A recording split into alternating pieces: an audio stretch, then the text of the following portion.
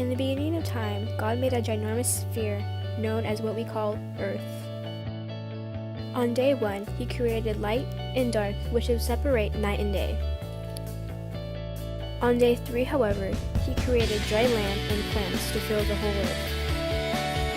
On day 4, he created the stars and the moon to make sure that there would be light during the darkness of the night. He also created the sun for warmth. On day 5, God created animals to roam all around the earth that he had just created.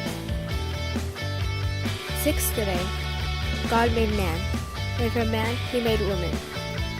These two lived in peace and quiet for a little while, but God had one rule. They were not allowed to eat from the forbidden tree. On the 7th day, God rested. This would be known as the Sabbath, which would play a big role later on. One day, a serpent led Eve to the fruit of the forbidden tree. Eve took a bite, while being tempted by the serpent.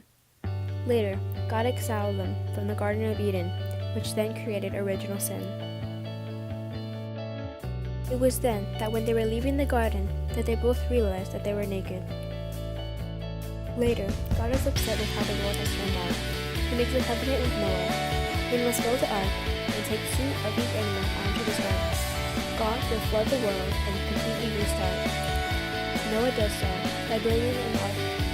He waits until the flooding is stopped and sends the dove out. The dove comes back with an olive branch. When Noah leaves the ark with his family, he notices a rainbow. This was God's promise to never flood the earth again. The rainbow is Noah's covenantal sign. Next, I'm going to be talking about Abraham and his covenant.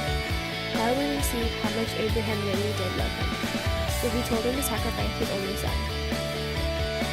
So Abraham took his son atop a mountain, and right before he was about to sacrifice him, God said, "Stop. This was a test to see how much you actually love me." Now I'm going to be talking about Joseph. Joseph and his father had a special bond.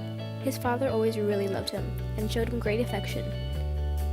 His brothers often got very jealous of how much affection his father would give him, so one day they sold him off into slavery without him knowing, and never told their father. Later on, Joseph would see his brothers in Egypt buying food with the money that they got from selling him into slavery. Joseph later finds out that his mother has died and that he has another younger brother named Benjamin. His father tries to treat him just like he did Joseph, but it's just not the same. Joseph later forgives all his brothers and invites them to all live with him in his palace in Egypt. Their father comes along too. In Egypt, Pharaoh had ordered that all Hebrew baby boys be killed and thrown into the Nile River. Joseph would be lucky. He was sent afloat and was later picked up by Pharaoh's daughter. Pharaoh's daughter named him Moses. Later on, Moses goes to Pharaoh and claims that if he doesn't let his people go, he will have God send many plagues. However, Pharaoh did not listen, and so God sent plagues, the first one being water turned to blood. The second plague that God sent was frogs, and they were everywhere. The third plague that God sent were lice.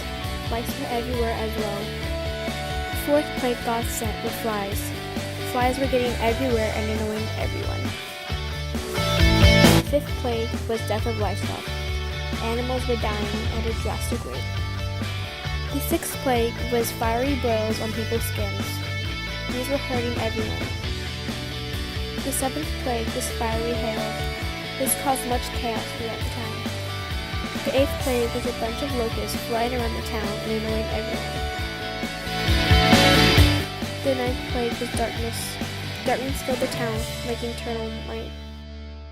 The tenth and final plague would be the death of the firstborn son. This would make Pharaoh so upset, and he would end up letting the people go.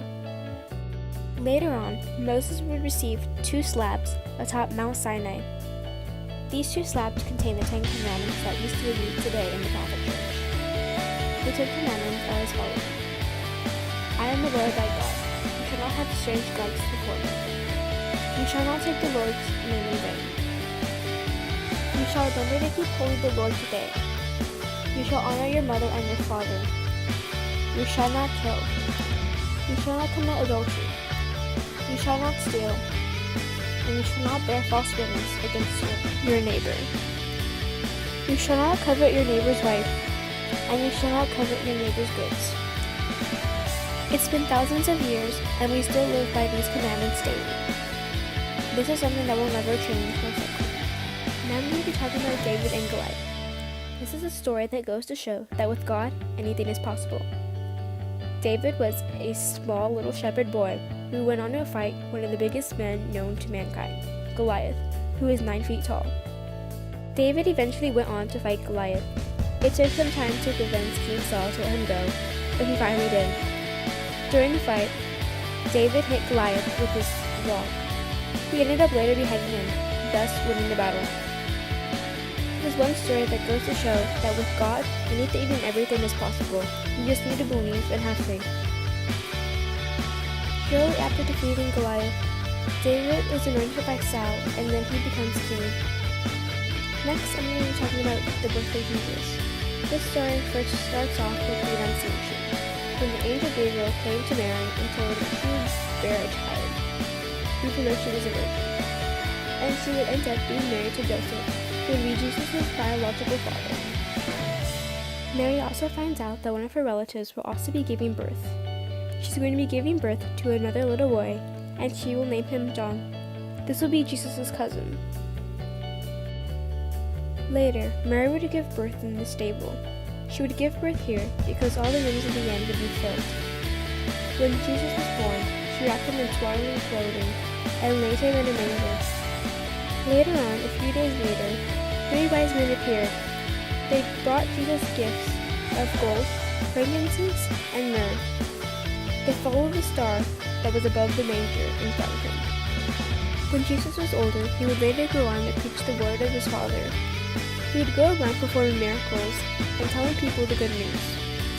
His missionary lasted 3 years, however. He would later end up being crucified at around age 33.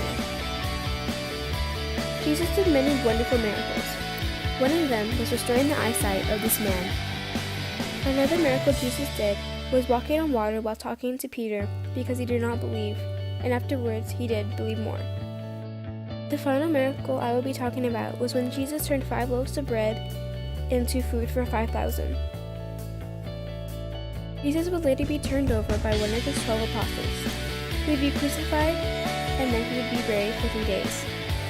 After the 3 days are up, a soldier would go to remove the tomb to be shocked by what he saw. After the 3rd day, Jesus rose again from the dead. His disciples and few friends did not believe him at first. When they touched his wounds, they believed.